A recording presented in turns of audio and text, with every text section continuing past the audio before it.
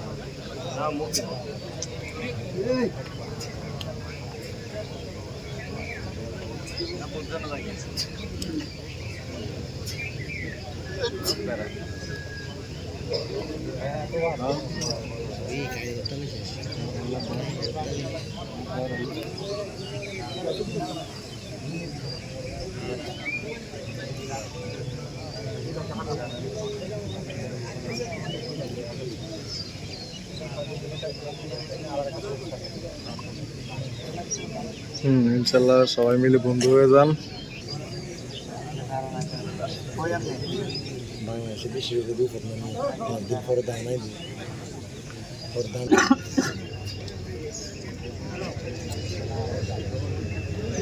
অবশেষে ছুটে গেলেন।